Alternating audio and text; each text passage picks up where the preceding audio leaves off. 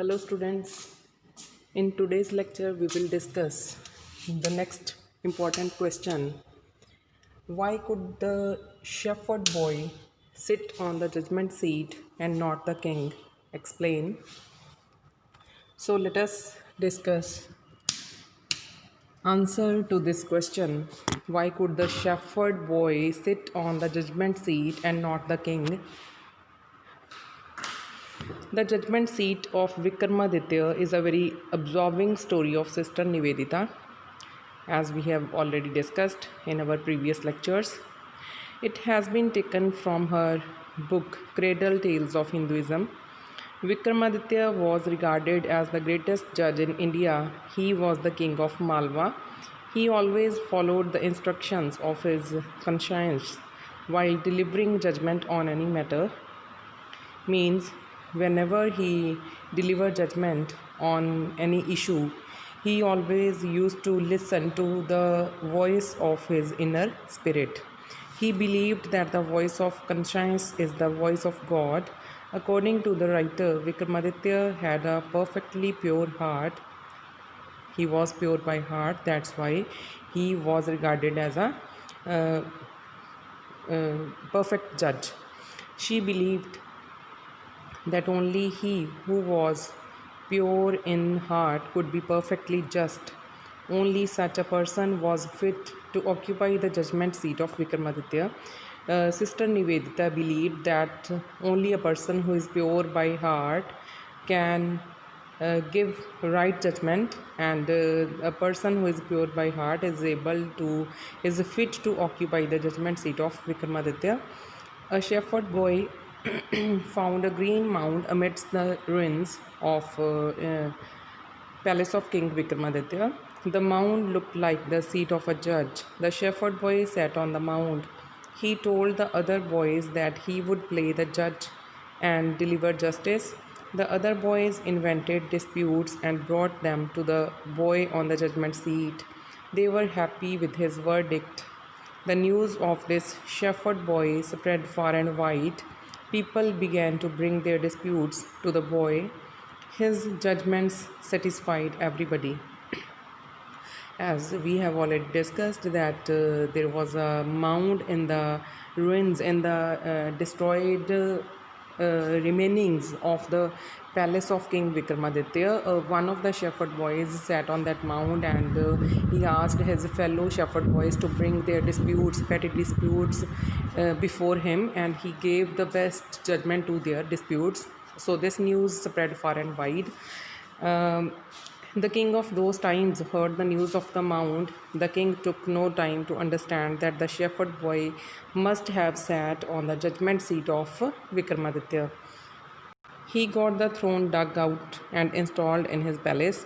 Vikramaditya's judgment seat was a slab of black marble supported on the hands and outspread wings of 25 stone angels. On the fixed day, as the king was about to sit on the throne, one of the angels asked him if he had never desired to rule over the kingdoms of the other kings. And the king of those times asked his servants to dug out that seat and install that seat in his palace. That seat was made of a black marble, supported on the hands and wings of 25 stone angels. And when he tries to sit on that throne, on that judgment seat, the one of the stone angels asks him that is he pure by heart. The king answered affirmatively. The angel advised the king of fast and praise for 3 days and flew away. This process continued, and 24 angels flew away. On the 100th day, only one angel was left. The last angel asked the king if he was perfectly pure in heart like a child. The angel wanted to convey that only he who was pure at heart like a child could be perfectly just. So, for next days, one of those stone angels used to ask him that is he pure by heart, is he pure at heart like the child. uh, and that stone angel asked him about the fast and praise for 3 days, and one by one all the stone angels, leaving the last one behind, flew away from there. The shepherd boy in the story was perfectly pure at heart. uh, this is why the spirit of knowledge and justice would come to him the moment he sat on the judgment seat of Vikramaditya. But the king had never been pure at heart, thus, the shepherd boy could sit on the judgment seat of Vikramaditya while the king could not. So, when the last 24th stone angel asks the king about the purity of his heart, and it puts a condition before that king that when he will be pure at heart like the child, then he can be a perfect judge. Then only then he will be able to sit on the judgment seat of King Vikramaditya. So, in order to sit on that seat, the king must be pure at heart. He must not have greed or any jealous against other his fellow kings. So in the story we come to the point that the shepherd boy could sit on the judgment seat of Vikramaditya because he was pure by heart. He has no jealous, no avarice, no greed in his mind or in his heart like the king. So, a shepherd boy could sit on the judgment seat while the king